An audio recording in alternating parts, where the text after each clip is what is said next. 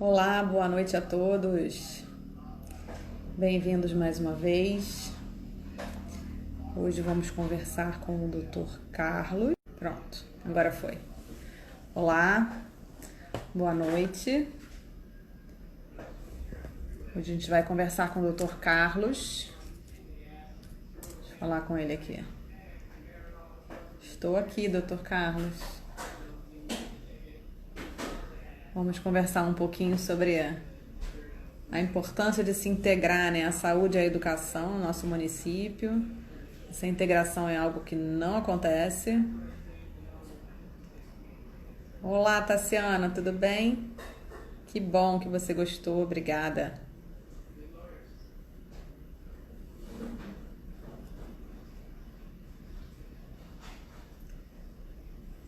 Show!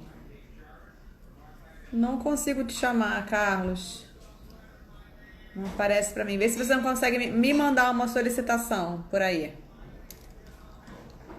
Boa noite, Mônica. Boa noite, Pati Borges. Tudo bem?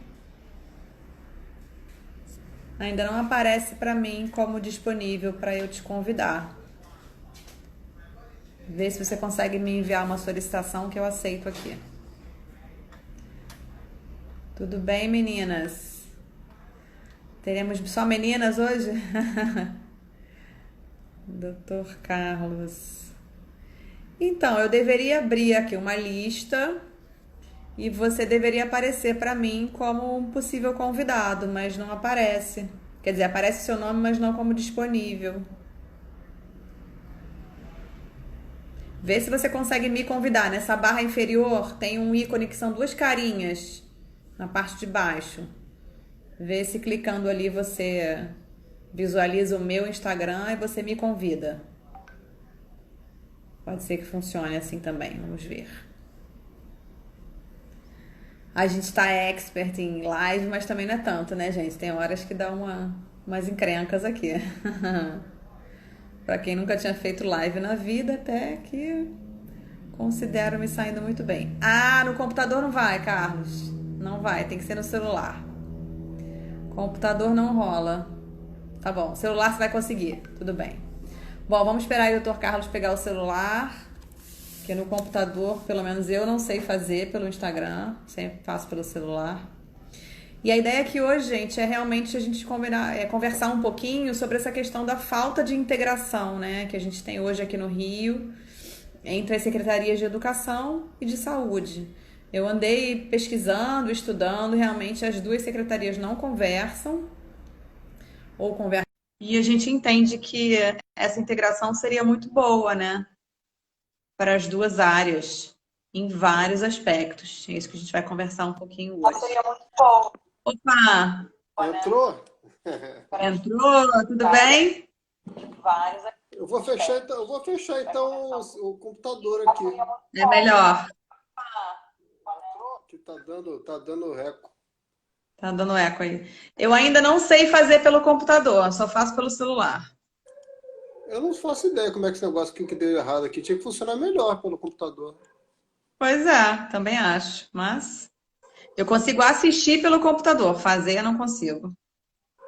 Não sei por quê. Oi, Frederico, boa noite.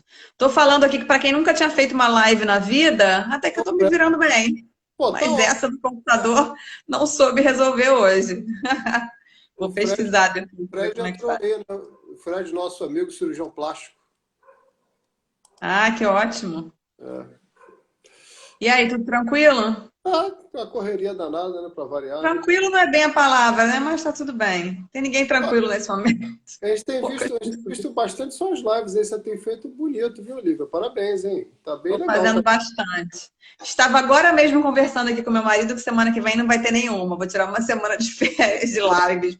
Tá puxado o negócio. Mas tá bom, tá bom. Estou conversando com bastante gente. E estava aqui falando para o pessoal antes de você entrar, que a nossa ideia hoje é justamente falar um pouco da falta de integração, né? Entre a saúde e a educação. E que, enfim, é algo que para mim é bastante óbvio, para você acho que também, né? É claro, precisa ter, e a gente de fato não tem, né? Aliás, não tem integração em quase coisa nenhuma aqui no Rio, né? Todo mundo, cada um Nem por saúde si, com saúde tem integração, quanto mais saúde com educação, né? nem dentro da própria saúde, nem dentro da própria educação. Você sabe que outro dia eu soube de um caso de uma mãe que trocou o filho de escola dentro do município mesmo. E aí o conselho tutelar bateu na casa dela para saber por que a criança não estava indo à aula. Só que ele estava em outra escola da própria rede. É surreal, né? É muito louco. É a mesma coisa que a regulação estadual não falar com a municipal, né? Aí o cara Exato. paga no canto e não tem vaga pro outro, e fica assim, É maluco. nesse nível. Enfim, tem muita coisa para fazer. Oi, Essa é a Dani! minha candidata.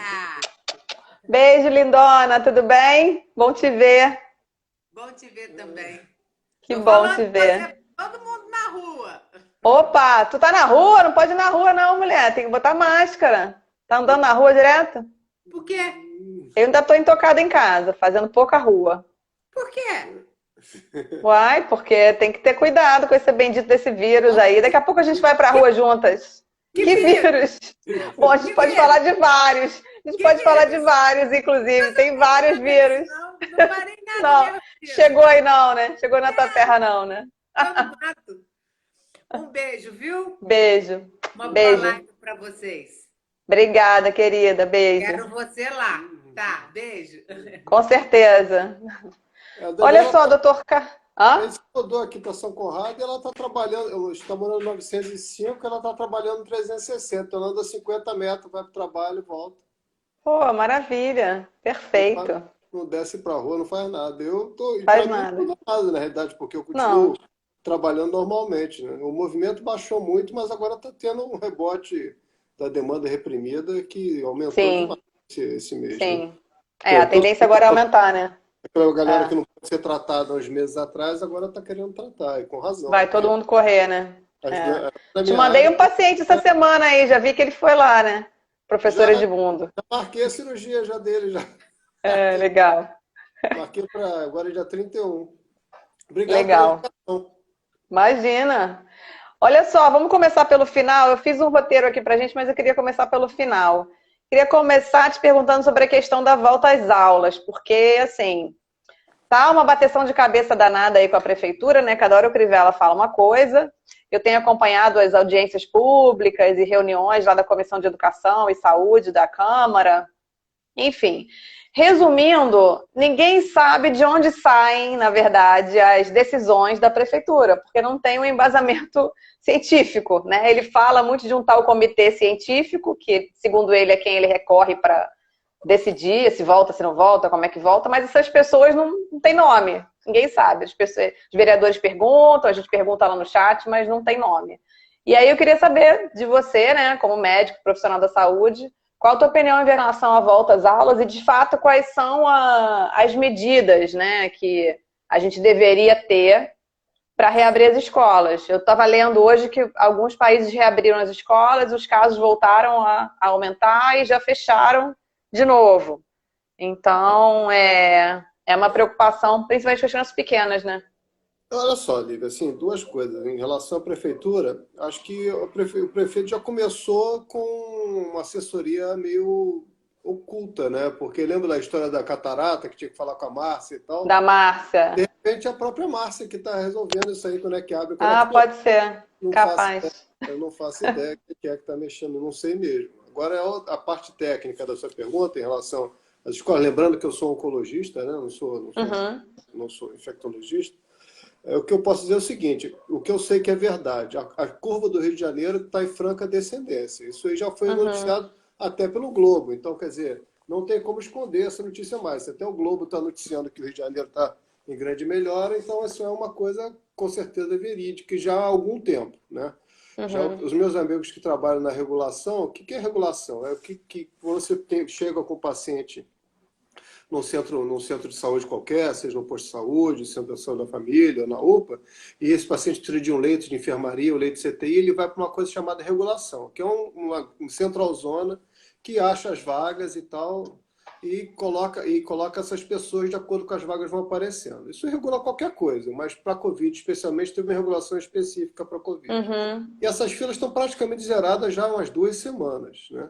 E quando você avalia a curva de regulação, que é uma curva muito sensível, não é que acabou os casos, é que acabou o excesso de casos. Então, pessoas que chegam conseguem ser atendidas nas áreas de internação específicas para Covid. Você pode ver claramente com a queda da utilização dos hospitais de campanha, pelo menos do Sim, 1,5 hospital que ficou pronto dos 7, né, dos 600 sim. milhões e tal, né? Pois é. Então, esse é outro assunto, né? Então, mas É. também Da outra live. nosso secretário, não sei se o nosso secretário está vendo lá da prisão, né? Dessa nossa live aí, não faço ideia. Mas Ah, podia, essa né? Enfim. situação aí. Era um cara que me surpreendeu muito negativamente, mas não sei o que aconteceu. Vamos ver. A justiça vai mostrar o que de fato aconteceu, se foi ele, se foi mandado dele, se foi alguém que foi em gerência da secretaria dele, etc. Tal. Mas, de alguma maneira, o que aconteceu é que agora as regulações estão vazias. Então, essas regulações vazias mostrou o pico no final de abril, começo de maio. De lá para cá só vem caindo. E está praticamente igual o que existia de Covid em março. Você pode dizer, bom, existiram oscilações depois da abertura parcial que aconteceu? Existiram. Em todos os países existiram, mas uma segunda onda com segundo pico, isso não aconteceu. Não teve, Isso não né? aconteceu em lugar nenhum do mundo. Você teve uma discreta oscilação e tal. Como é que funciona a transmissibilidade do vírus? Você só vai parar a transmissibilidade de duas maneiras, ou contaminando pelo menos 70% da população, ou vacinando pelo menos 70% da população, ou um misto dos dois. Porque o vírus vai chegar no outro que está imune e esse não vai transmitir, então vai parando a cadeia. Lógico que você botar um monte de criança ou qualquer tipo de pessoa num ambiente fechado, ainda mais umas salas de aulas com 20, 30, 40 alunos, salas de aulas pequenas, não é o que se deseja, não é o ideal. Mas daí a gente tem que levar duas coisas. Será que a gente não pode fazer um retorno progressivo, fazer uma parte da turma de manhã, outra parte da turma de tarde, outra parte associar com home office, com aulas online e tal, parará, fazer em ambiente aberto, talvez conseguir fazer uma sala, uma escola grega em ambiente aberto. São ideias que surgem, que eu ouvi É, falar. o que me preocupa, na verdade, assim, eu já vi aqui, eu tenho estudado, como eu falei, né, eu já olhei protocolos, né, de retomada das aulas, por exemplo, do Maranhão, do Rio Grande do Sul. E, assim, isso já tem tempo, mais de um mês, que os governos já estão se organizando com o que você está falando. Formas de organizar essa volta, né? Você tira, por exemplo, você tira o pico do horário de entrada e saída, você, né, espalha esse horário de entrada e saída das crianças para não ter um movimento grande num horário só. Você intercala aulas presenciais com aulas online, diminuindo o número de alunos na sala. Aumentar a questão da higienização dos banheiros. Tem escola que já colocou tipo um balde ou um tabuleirinho na porta para a criança pisar ali, higienizar o sapato, ou tira o sapato. Uma série de questões que já estão sendo pensadas e planejadas em outros estados, né? Aqui a gente não tem isso, então a gente volta para a questão do nosso prefeito e até para o nível estadual, que eu tenho visto menos, estou mais focada no município, mas ainda assim a gente não tem um plano, né? O plano que o Crivella lançou era um plano com as datas para retomada, que atividades voltariam nestas fases lá que ele inventou, mas de fato não tem como vai ser, né? Como vai acontecer? Eu tenho acompanhado as audiências e a questão dos professores e aí, a gente vai voltar como? E quem é grupo de risco? Né? Vamos voltar com 40 alunos na sala? Para mim, para você, parece óbvio que não. Mas se não, como vai ser feito? Né? Vai ser meio a meio? Vai se perguntar aos pais se os pais vão querer voltar agora ou não? Na escola particular já está acontecendo esse movimento. Eu já respondi aqui uma pesquisa da escola do Pedro, né, do meu filho, em relação a isso. A escola está se organizando para evitar aglomeração. Mas se falar em voltar às aulas, né, assim, vedada a aglomeração de pessoas, eu fico imaginando um recreio, né, enfim, né, fila da cantina, como que vai acontecer, Vai ter né? que escalar o recreio, né? E vai ter que também avaliar se vale a pena. Lógico, um outro contraponto é que criança em idade escolar não é grupo de risco em país nenhum, né? Então, assim, teoricamente, isso seria só para transmissibilidade para os pais ou para os avós em casa. Em termos de mortalidade de criança, é muito baixo. Lógico que o Brasil tem sempre as suas exceções, né? Eu estou conversando com um colega que é pediatra do responsável pela Câmara Técnica de Pediatria no CRM, ele falou que o Rio de Janeiro foi o único lugar no mundo que teve morte por Covid em criança abaixo de 1 ano. Então, assim, no Rio de Janeiro tudo pode, tudo acontece, né? Então, Tudo assim, acontece. tudo acontece. Então, e na prática, quando você analisa a curva, aquela curva que a gente está falando de pico lá da regulação, que é muito, que para mim é a mais adequada de você analisar, porque você vai perguntar, você vai quantificar pela data da notificação, ou pela data da confirmação, Uhum, ou pela data do óbito, ou pela data. Aí fica aquela briga toda. Isso aí, regulação não tem erro. O cara ficou doente, ele vai bater na regulação. uhum. Então é muito garantido esse tipo de avaliação. E não tem como dizer que não está caindo mesmo. Quanto mais cair, mais segurança tem para começar a fazer as coisas. As pessoas têm que voltar, né? Tem que voltar a trabalhar. Vai ter muito mais dano na economia do que hoje em dia Sim, você manter um índice de mortalidade, na realidade, muito baixo, né? Que a gente descobriu.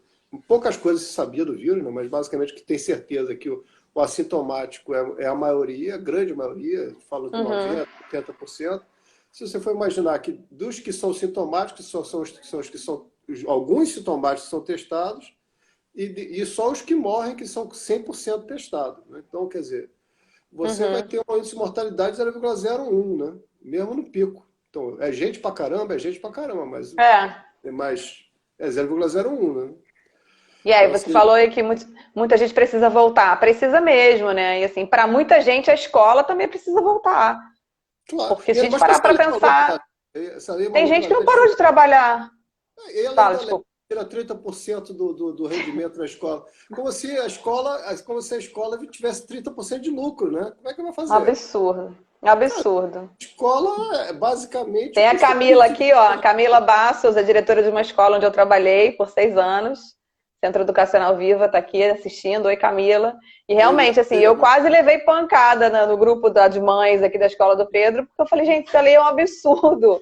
Como assim? Como que os deputados, né, de onde eles tiraram esse número que a escola tem 30% sobrando, né, para abrir mão? Não, Né? Como é que chegaram? vai demitir o pessoal da faxina, Já, o pessoal já vai ser começou, né? professor, quer dizer, vai, Já vai começou. entregar o aluguel, se for alugar, vai ter que Exatamente. pagar, não vai ter. O impacto financeiro foi destruidor para essas escolas, porque a margem é Tem muito. muitas escolas menores, né? E principalmente creche, quem lida com criança muito pequena, os pais tiraram, né? Porque muitos pais não estão conseguindo pagar mesmo, enfim. Mas é isso. E acho que em relação às escolas públicas também, a gente tem que pensar que muita gente não parou, né? O filho do motorista do ônibus, né? Enfim, da caixa do mercado, esse pessoal de hospital mesmo, de suporte, de limpeza e tal. Esse pessoal não parou de trabalhar em momento nenhum, faz o que com as crianças. E outra coisa, é, as atividades que a prefeitura teoricamente disponibilizou não chegam a todo mundo. Aliás, chegam a muito pouca gente.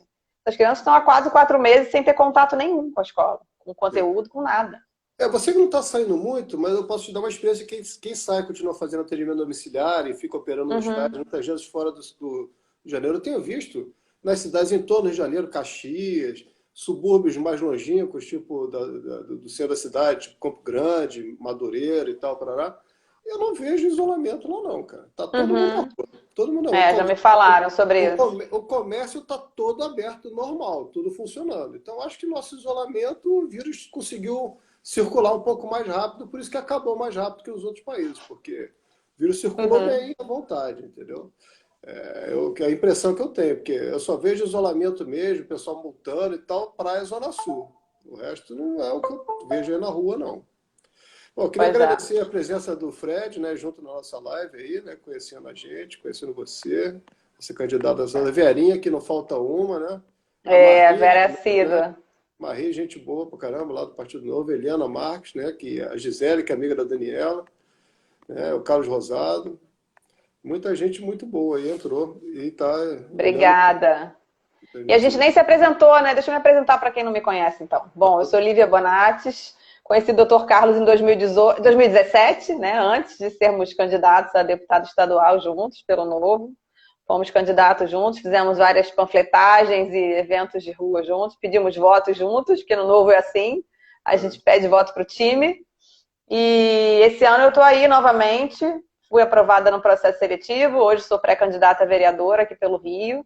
E desde o ano passado, né, quando acabou a eleição de 18, a campanha de 18, eu decidi, coloquei na minha cabeça que esse ano eu entraria novamente, mas que eu viria com a pauta muito forte da educação, porque é a minha área de trabalho, eu estou há mais de 25 anos dentro de escola, mas sempre em escola particular. Então, por conta disso, do início do ano, eu já comecei as minhas pesquisas e buscar os dados sobre a rede municipal aqui do Rio, que é bem complexa, né? É a maior da América Latina, é enorme, tem muitos problemas. E uma das questões que a gente, né, se propôs a conversar hoje é essa falta de integração entre a saúde e a educação. Eu fiz uma live há pouco tempo com o Dr. Sérgio e queria te perguntar também sobre essa questão. Eu vi um estudo, Dr. Carlos, que cerca de 15% das crianças que têm dificuldades em aprendizado têm essa dificuldade em decorrência de problemas oftalmológicos não detectados na idade certa, né? Então eu fico pensando, assim, aí a gente fica pensando, poxa, mas na escola particular, a escola exige que a família leve um exame, né? Todo início de ano me cobra. Não, tem que trazer o exame de vista do Pedro. Às vezes tem que fazer audiometria, você percebe alguma coisa. Então a gente tem que fazer isso porque a escola precisa se resguardar que aquela criança não tem nenhuma questão que atrapalhe ali o desenvolvimento. Porque senão a própria escola não entrega o serviço a que ela se propõe, né? É simples assim. Na escola pública não existe, né? Nem é cobrado o exame, ou então, eventualmente, a professora ou o professor detecta alguma questão.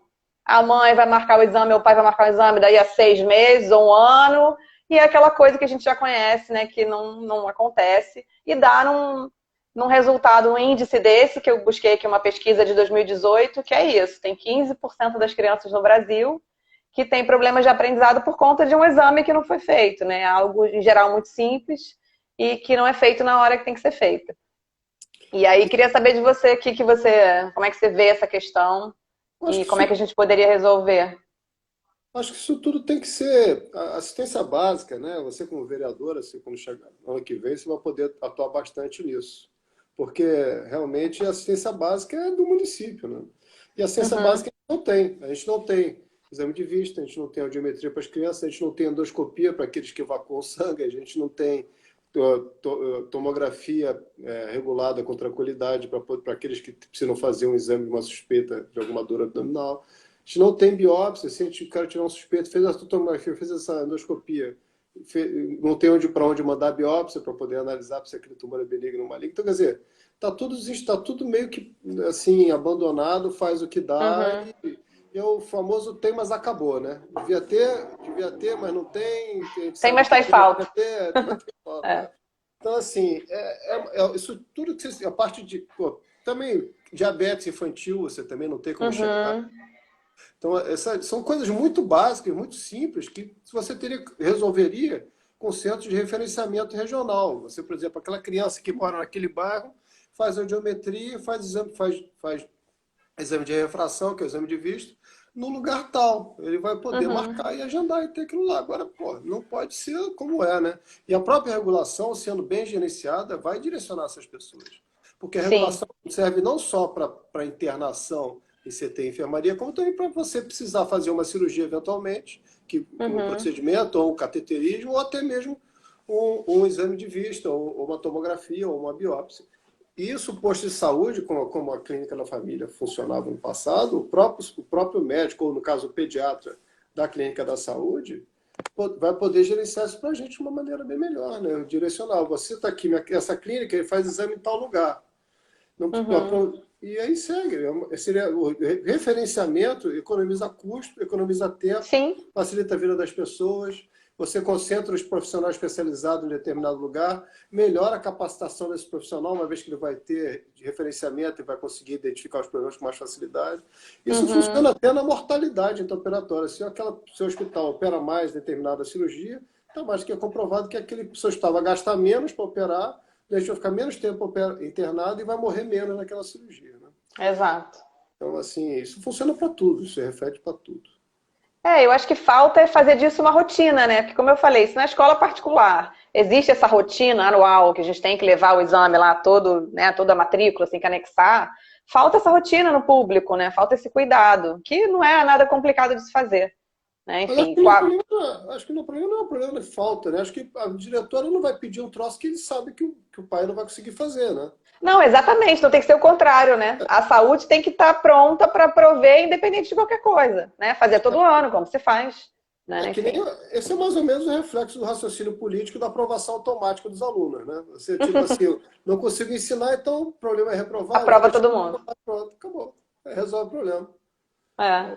A Vera está perguntando aqui, se levar as escolas os exames, foi até uma proposta que o doutor Sérgio fez de, inclusive, oferecer aos alunos das universidades, né, dos alunos de medicina, que fossem às escolas para aplicar, fazer esses testes, tanto oftalmológico quanto a audiometria, enfim.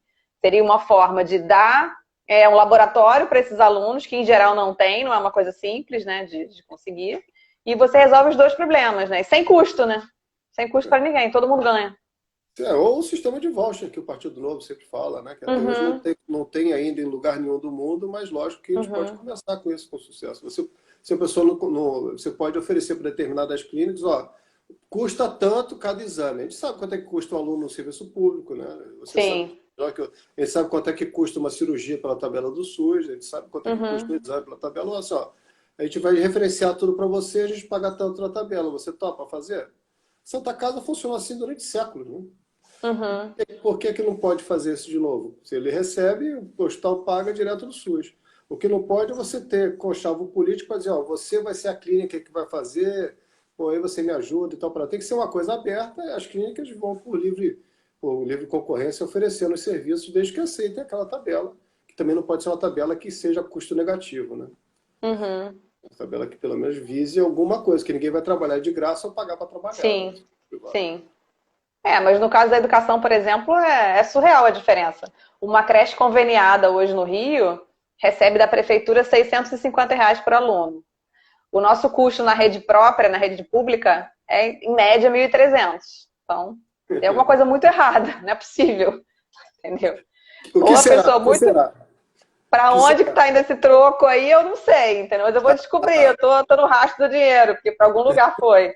A gente sabe, né? Vai para Secretaria Municipal de Educação com 2.000 funcionários, né? As CREs lotadas de gente, enfim. Gente que tem 2 matrículas, que não trabalha 2 matrículas, enfim, é uma infinidade de problemas que é um ralo enorme, não tem como. Não tem como dar conta. O elemento ideológico dessa. Eu acho que a cultura e a educação são tão aparelhadas que vai ser quase. Acho que vai ter quase que fazer um sistema de terra arrasada, liberar todo mundo. Começar de novo. E começar de novo. Jogar um cal para poder não nascer de novo, jogar um cal e depois recomeçar. É quase isso. Não vai ter. Mas sabe o que é engraçado? Oi, Sueli, boa noite. Eu tenho conversado com muita gente da rede, né? Eu nunca trabalhei em escola pública, então fui atrás desse pessoal para entender como é que é, assim, qual é a visão deles, qual é a vida deles. E tem muita gente que concorda com a gente, muito professor, muito diretor. Eu fiz um teste, tem um tempo atrás, foi final de maio.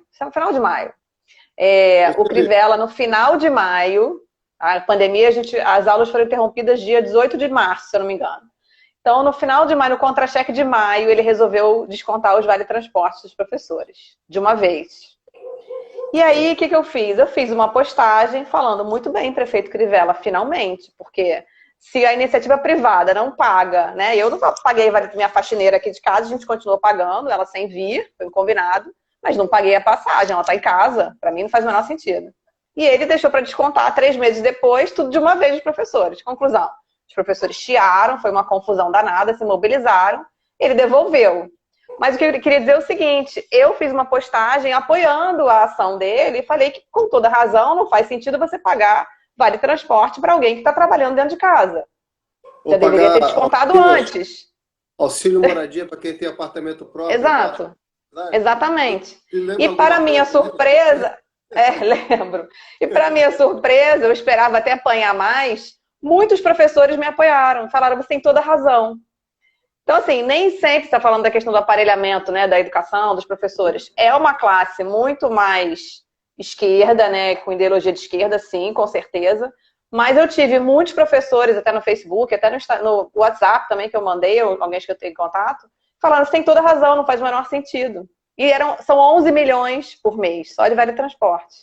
Quer dizer, ele acabou voltando atrás, desistiu de descontar, devolveu o dinheiro e nunca mais descontou. E aí uma questão que até os professores colocam, a questão da internet, está todo mundo dando aula em casa, tendo que fazer vídeos e tal. seria uma forma até de fazer um bônus e fazer um plano com alguma operadora, dar um bônus de internet para os professores, que eu acho que isso é merecido, né? Podia até sair dessa despesa, né? Se economizasse. Mas não, continua se pagando vale transporte. Além disso, está se pagando ainda um adicional para quem trabalha em área de risco. Sim. Quer dizer, sabe, assim, aí fica... Isso tudo é penduricalho, na realidade. Isso aí foi Exato. eles comem, na verdade, eles comem esses benefícios, né? Exato. Lógico que aquilo falar, no final do professor ele é irrisório, né? Isso aí faz muita diferença, o cara que ganha. Por exemplo, eu não sei exato. Meu pai é professor da escola pública. A aposentadoria dele, ele descontou a vida inteira sobre 20 salários, aposentou sobre 10, hoje recebe 3, né? Então, assim, foi diretor, tem 2 matrículas estaduais, ele não ganha R$ 2.000 de aposentadoria nas 2 matrículas somadas, né? Vai ver de quê? Né? É vergonhoso, né? Não tem como, cara. Um cara com mestrado, doutorado, não sei o que. Agora não é. Então acaba que seleciona, faz uma seleção negativa de quem acaba ali, das pessoas que não conseguem trabalhar em outra coisa. Ou então pessoas que já tem muita vocação, só tem essas 3 hipóteses. Você me corrige se estiver errado. Tá? Ou quem não conseguiu fazer mais nada vai ser professor, ou o camarada que tem uma vocação enorme, ou então que tem dinheiro de família, ou marido ou esposa rica, que não tem que preocupar muito com a grana e está fazendo para ajudar. Não, infelizmente a primeira opção é a mais comum. Porque, inclusive, a gente tem dados de que quem faz vestibular ou Enem para pedagogia são os piores alunos do ensino básico. Pois é. É quem não vai passar em lugar nenhum. Exatamente. Aí acaba selecionando, fazendo assim. E esse camarada vai ficar revoltado, vai se dizer vítima da sociedade, e começa a virar um ciclo negativo. Né? É isso aí. O país que não... Meu pai é professor, né? Eu fui professor durante muitos anos, eu saí da faculdade por motivos óbvios, que eu recebia com doutorado R$ 18 a hora aula. Então, assim, não me interessava. Não tinha como continuar. Então, assim, era mais jogo vender sanduíche natural na praia. Sim, com certeza. 6 anos de faculdade, 6 anos de residência, mestrado, 4 anos, doutorado mais 5. Quase 20 e poucos anos de estudo para ganhar R$ 18 a hora. Para ensinar medicina para uma pessoa, eu falei, não compensa, não vale a pena. Não é bom isso. Não, fazer outra coisa da vida. Não dá. Exatamente. Aí acabei desistindo. Então acaba que a pessoa que tem um consultório fraco, tal, pra lá, acaba ficando. Então o cara diz que vai e não vai, né? Não vai, diz que vai dar aula e não vai. Isso aí fica também nem eu me sentir à vontade, mas é uma opção que acontece, muita gente conhece. A gente recebeu aqui mais umas visitas aqui, o Deleuze, que foi candidato junto com a gente, né? E o Marcelo Sá, que é cirurgião lá do INCA, e professor da UF. Então, assim, a gente professor, tá vendo? Mais um aí, ó. É professor de cirurgia da UF. É uma profissão muito especial, eu acho. Tinha que ser muito mais... A gente fala em valorização, mas na verdade, assim, isso não é só uma questão da área pública, não. O professor, em geral, ganha mal, né? O piso é muito ruim. Tem muita escola particular por aí que paga muito mal, muito mal. Esse salário que eu estou te dizendo é salário de faculdade privada. Particular, né? E a mensalidade da faculdade são 15 pau. Exato. Pois é. Complicado. O primeiro ponto é o professor, antes do médico. Eu acho que o primeiro ponto, o professor, até para poder existir médico, tem que existir o professor antes. Né? E educação fundamental é o principal. Quem tinha que focar, na minha opinião, a grana tinha que estar focada no fundamental, para poder formar o cidadão no momento que ele está formando o cérebro dele, fazendo as conexões neurais deles todos. Exatamente. Depois ele conseguir, quando ele já tiver o cérebro mais ou menos formado, com 8, 9 anos, poder já evoluir melhor. Senão ele perder esses primeiros 9 anos de vida, dessa formação, ele vai se perder. Enquanto hoje em dia, 30% do orçamento está em educação básica e 70% na educação universitária. Na verdade, você está selecionando a grana todo para quem conseguiu fazer uma básica boa. Aí, para consertar isso, em vez de consertar o fundamental, o que eles fazem? Criam cotas para pegar as pessoas que não conseguiram chegar, para poder pegar quem conseguiram chegar, porque você não conseguiu dar condição de chegar. É uma coisa maluca. Então, assim... É uma coisa louca. E não é pouco dinheiro, né, Carlos? A questão é essa, né? Porque dos países emergentes, o Brasil não investe pouco, não. Dos que mais investem em educação. Só que investe errado, como você falou, né? Investe muito mais no ensino superior do que no básico. E a gente não consegue... né, virar essa chave, porque você está sempre formando alunos com muitas deficiências de leitura, matemática, né? Que acabam, eventualmente, entrando na faculdade pela cota, como você falou. Quando se formam, porque nem todos conseguem se formar, não conseguem se colocar no mercado de trabalho. Aí né? colocam cota para o mercado de trabalho, isso que é a coisa mais louca. Também, né? Você deu cota para fazer a faculdade. Aí o cara fez a faculdade igual você. Aí você terminou lá, você formou igual, a mesma faculdade. Teoricamente tem o mesmo nível, dependendo logicamente, da capacidade e dedicação, mais até do que a capacidade de dedicação de cada um. Aí no final o cara tem preferência no concurso para você, por quê? Pois é. Aí qual é a Faz menor diferença? sentido. Qual a diferença agora nisso? O que adiantou você se esforçar? Nada. Qual a leitura que a pessoa faz? Vou me esforçar para quê, cara? Não tem motivo nenhum de me esforçar. Vou cuidar da minha. Vou deixar para lá. Então vou fazer. Aí fica 3, 4, fica repetindo e fica lá vira estudante profissional até ser jubilado. Você vê Olha o Rodrigo Rezende aí. Boa noite, Rodrigo. Clarice. Por exemplo, eles têm um monte de vaga e formam em torno de 1/3 só dos alunos que entram. Por quê? Sim.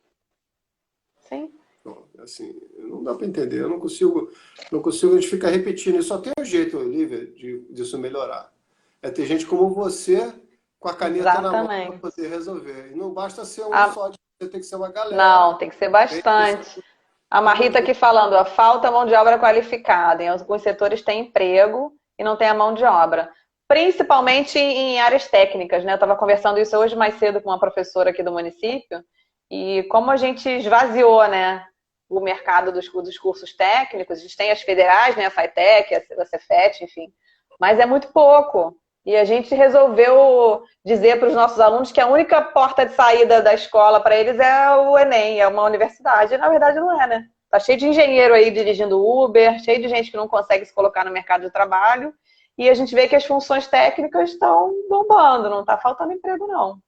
Só que agora eles transformaram muitas formações técnicas que eram excelentes em pseudo-faculdades. Já reparou? Agora tem faculdade de 2 anos, 3 anos. Faculdade de estética, olha só, isso não é uma faculdade, cara.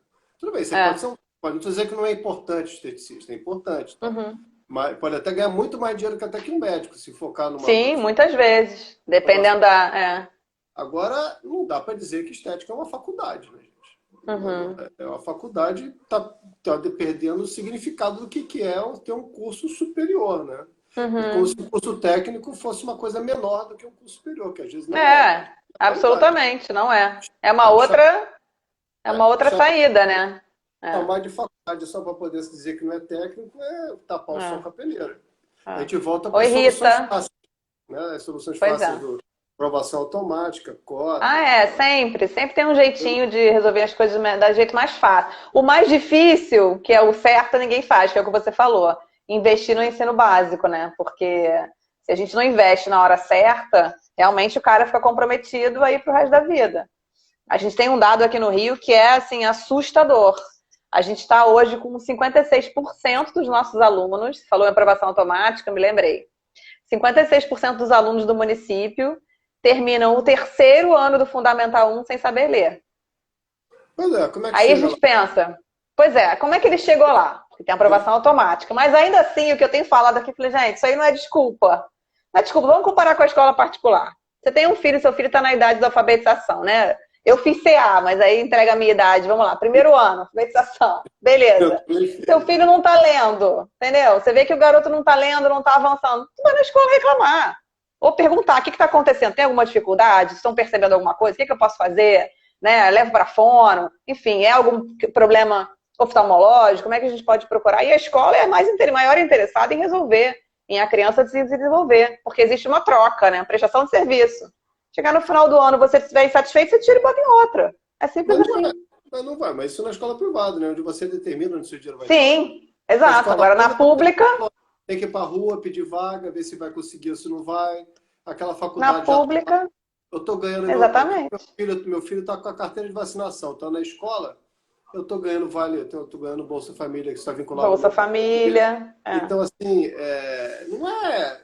Nem todo pai também teve uma formação boa, de repente o pai dele já teve essa formação, o avô dele já teve essa formação, não tem essa visão que você tem, Isso só vem Uhum. também com a educação, né? Esse tipo de visão só vem com a Exatamente. educação. Então, você, na realidade, ele acha que é aquilo lá. Ele está na escola, está fazendo a obrigação dele e passa a ter a responsabilidade para a escola e na educação. Isso não é É. um fato só da escola pública, não. É muito comum até a escola privada, né? Ou Mas seja, aí é o seguinte, na verdade, na escola privada tem essa questão da prestação de serviço, né? Que também tem na pública, só que tem essa ideia, essa concepção que escola, tudo público é grátis, né? Que a gente não paga. Paga e é paga a favor, caro, como eu já é falei. a Muito favor, mais né? caro do que muita escola particular, inclusive. Né? Porque É, tem que, né, bancar todo o sistema inchado que a gente tem. Né? Então, é muito complicado. E outra, né? A gente vai deixar para avaliar essa criança também em relação à alfabetização no terceiro ano. Porque a avaliação nacional da alfabetização, ela é feita realmente no final do terceiro ano. Não é feita antes. Então, quer dizer, você vai postergando um eventual problema. Tudo bem, nem todas as crianças têm problema. Mas o Carlos congelou para mim. Vê se volta. Voltamos.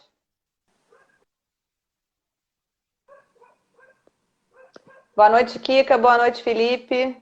Tudo bem? Deu uma congelada aqui no Dr. Carlos. Vamos ver se ele volta. É, Rita, com certeza. Oi, voltamos. voltou? Voltou, A minha voltou. conexão oscilou aqui. Minha conexão oscilou. Não, voltou, tranquilo.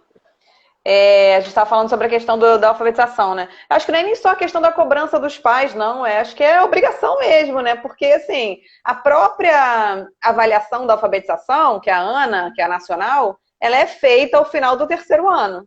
Isso é institucional. Então, como é que você avalia se a criança tem alguma questão? Porque, de novo, não devia ser desculpa. De qualquer maneira, devia ter um acompanhamento, né? Existe uma coisa chamada ciclo de alfabetização, que vai do primeiro ao terceiro ano. Tudo bem, ok. Mas dentro desses 3 anos, existem etapas que a criança precisa ir passando para chegar ao final do terceiro ano com uma determinada fluência de leitura, né? Assim, repertório de vocabulário, enfim, isso em qualquer lugar é assim. Só que o que acontece no público, como a gente avalia no final do terceiro ano e a criança não é reprovada, a gente vai empurrando com a barriga. Ah, não está lendo esse ano, tudo bem, ano que vem ele consegue. Ah, não leu no segundo ano, tudo bem, deixa para o terceiro. Aí o menino vai fazer a prova no final do terceiro, não sabe ler. Pois é, mas aí chega no final do colégio, aí pede cota e pronto. Exato, exato. Quando chega, né, Carlos, porque tem um índice altinho de evasão escolar. A gente está entre 12% e 13% aqui no Rio de evasão escolar no ensino médio. Que é muito por conta disso, porque se o cara não aprende a ler e ele vai avançando de alguma maneira, ele vai se desinteressar, entendeu? Eu conversei com um professor que dá aula aqui numa escola aqui em Campo Grande, dava, né? Ele desistiu. Ele é professor de história, de 6º ano. Falei, Lívia, invariavelmente as minhas turmas todo ano eu tinha entre 60% e 70% de crianças que não sabiam ler. No 6º ano. Então, sabe, o que você faz com uma turma dessa? Ele senta e chora, porque numa boa. Esse cara vai aprender história, ciência, geografia? Não vai, gente. Não vai aprender. Nada mais. Ele vai ficar empacado ali nessa limitação de não saber ler e interpretar um parágrafo. Então, Aí volta para aquela coisa que a gente falou do ensino fundamental, da perda dos primeiros exatamente. O São Bento tem um projeto, não sei se você conhece Smart. Você conhece esse projeto Smart? Não? Conheço, eu estou aqui com alguns alunos da comunidade que a gente faz um trabalho, estou aqui com 9 inscritos no Smart. Sai semana que vem o resultado da primeira prova. Esse é transformador de vida, né? Fantástico. É transformador de vidas. Isso aí, vários colegas meus do São Bento vieram pelo antigo sistema de bolsa, que hoje é o Smart que gerencia. E a ideia é fantástica, essa iniciativa, assim, essa parceria público-privada, que muito bom. O mérito do aluno, o cara tem que correr atrás, se reprovar, tá fora, não sei o quê, regras claras, né? E no final os resultados são fantásticos, né, cara? Hoje o cara mais rico da minha turma é ex-aluno bolsista do São Bento. O cara é diretor do Banco Mundial. Aí o cara é da minha turma do colégio. Então, assim, o outro lá, que é da turma do meu filho, entrou pelo Smart, conseguiu bolsa integral na Universidade de Economia de Chicago. Caramba! E o cara é de comunidade. A gente teve até uma vaquinha para poder pagar a passagem dele para poder ir para lá. Foi uma mobilização. Pô, o cara correu atrás, conseguiu, terminou. Para quem não conhece, o Smart ele tem que fazer todo o Fundamental 2, metade na escola pública dele não pode ser reprovado e complementa ou de manhã ou à tarde no São Bento com as mesmas matérias. E não pode ser reprovado em nenhuma das duas escolas, nenhuma na outra. Reprovou na pública está fora, reprovou na privada está fora. Aqueles que chegam no nono ano e conseguem terminar os 5 anos do ensino médio fundamental 2, entram na turma do primeiro ano do ensino médio junto com os alunos que são do São Bento desde do CA, nos entregando, não é isso? Pronto, acabou. CA, eu nem falo mais CA nas minhas lives, hoje eu falei. Isso aí, CA. Daí eles seguem com todas as turmas, e eles misturam. Então, isso integra castas sociais diferentes, origens diferentes, formações pessoais diferentes. É muito interessante. Mostra que o mundo não é só uma coisa nem outra. O colégio ainda é só de menino, que é um erro, né? Mas mesmo assim, a vantagem disso é que é todo mundo mulambo lá, o uniforme só. É todo mundo igual. Não tem esse negócio de roupa, um tem roupa de marca, outro não tem, não sei o que e tal. É tudo. E isso consolida as amizades que hoje meus melhores amigos até hoje vêm do colégio. Não tem como dizer que não. Isso forma uma confraria que é até hoje em dia oficializada pela Alumni, né? A gente tem uma alunas e uma boa parte desses membros da Alumni são de ex-Smart já. Então, assim, é muito legal. A gente conseguiu inscrever 8 ou 9 adolescentes aqui de Vargem Grande, né? Eu trabalho aqui, faço um trabalho numa casa chamada Casa de Apoio à Alegria. Eu dou aula de inglês lá voluntário, dou para os pequenos, a gente tem adolescentes também. E a gente inscreveu, a gente deu uma ajuda na prova para eles, nas primeiras provas português e matemática. E essa semana saiu o resultado da primeira prova. Depois tem uma entrevista em casa, tem uma outra dinâmica de grupo, eu acho. É um processo longo, não é fácil, não. Tem que se esforçar mesmo para conseguir. Eles têm que pular uma barreira enorme, né? Tem que pular uma barreira enorme para chegar, porque na verdade, eles já passaram o Fundamental 1 inteiro patinando, né? Com a formação. Exatamente. Então, eles vão ter que se esforçar muito. Então, o cara tem que ter muita garra, querer muito, porque vai abdicar de muita coisa. Para poder chegar lá. E essas parcerias, assim, eu acho que eu vejo essas parcerias como a nossa saída. Não tem outra saída. Bom, além de fazer, como o Fred diz, né, o choque de gestão na parte do executivo, nas secretarias e tal, para tentar cobrir os ralos por onde o dinheiro está saindo, porque tem muito. Mas, de qualquer maneira, a gente vai precisar recorrer, sim, à parceria, porque não tem porquê. Como eu falei, não tem porquê a prefeitura pagar R$650 numa conveniada e ter um aluno com custo de 1.000 e pouco na rede própria, né? Não faz sentido. Ou então você tem o UFRJ custando mais que Stanford, sabia que o UFRJ custa mais que Stanford em dólar e não produz nem um quinto, nem um vigésimo, nem um milionésimo que Stanford produz, né? Nem o nome, né? Então a gente hoje, você vê a USP hoje, que é a faculdade que mais publica, que é a maior faculdade do Brasil hoje é a USP. E a USP é a 8ª maior do mundo, em termos de tamanho. Mas quando você vai em termos de não só, também ela publica, está entre as 50 que publica mais. Mas quando você vê o índice de qualidade de publicação, ela está no número 700, está lá no final da rabeira. Então, quer dizer, a gente tem que parar de achar que quantidade é qualidade e tentar mostrar efetivamente o resultado, né? E se dinheiro não cai do céu, né? E se bem que não sei, mas no Brasil, do jeito que roubam, a gente começou, quando a gente era criança, eu tenho saudade, eu brinco que eu tenho saudade da Fiat Elba do Collor, né? Lembra dessa história? Lembro. Que hoje em dia é tudo milhão e bilhão, né? Eu não sei do que tem tanto bilhão para roubar, porque não é possível, cara. Onde é que nasce tanto bilhão, cara? Acho que está nascendo alguma árvore que a gente não sabe. Pois é, bicho, que não é possível para ter tanto bilhão para roubar, porque primeiro para roubar o cara tem que ter achado esse dinheiro vindo de algum lugar, né? Agora, como é que tem tanto bilhão para roubar e não consegue produzir nada? É muito louco isso, muito louco. É um absurdo, verdadeiro absurdo. Bom, enfim, já falamos de bastante coisa. Uma coisa que eu não falei que eu queria te perguntar, mas não tem, se vai dar tempo, que a gente tem 9 minutos. Eu sei que não é sua área, mas há uma outra relação que eu imagino que a gente possa melhorar em relação à saúde e à educação é naquela primeira fase, né, não só no pré-natal, mas quando a criança nasce, aquelas primeiras consultas com o pediatra no começo, né, na clínica da família, os primeiros 6 meses. Eu não vejo também acontecer uma uma integração dessa informação, desse prontuário, digamos assim, né? E até fazer uma anamnese ali de se vai precisar de creche, se não vai precisar de creche, né? Não... Integração zero. Zero, né? Mesmo os serviços, a maioria dos serviços públicos hoje tem prontuário eletrônico, tá? Para te falar bem honestamente. Alguns postos de saúde também, só que os sistemas são diversos, tem mais de 10 ou 12 sistemas diferentes e eles não conversam.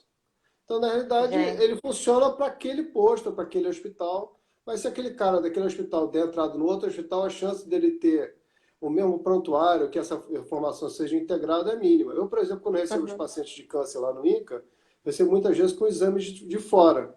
E a gente não consegue puxar isso. O que eu tenho que fazer? Eu tenho que pedir para o cara gravar o CD da tomografia dele lá no lugar que ele fez, que a maioria das vezes não tem CD, ele compra o CD, até porque os hospitais não têm como armazenar muito exame, não tem um HD muito grande, então ele só fica na máquina até por no máximo 2, 3, estourando 4 semanas. Então, como a fila Semanas? Caramba! Se estourar, se a fila de regulação for muito grande, que 99% das vezes ele vai chegar depois de 4 semanas sem ter o CD na mão, quando ele for lá buscar, já não tem mais. Não tem mais exame. Então, vou ter que fazer de novo. E cada tomografia são mais 400 pratas de custo. Mais dinheiro. Então, assim, se perde, né? Se perde muito, né? Se perde muito. É muito falta. Essa falta de integração é fundamental. Conversando com a Gisele, nossa nossa pré-candidata a vice-prefeita, Vice. você já pode falar? Não sei se você já pode falar. Pode. Não pode. Então, assim, eu conversando com que o ponto fundamental que eles têm que mexer é nisso, integração de sistema e regulação. E assistência básica, batendo exatamente o que você está falando, né?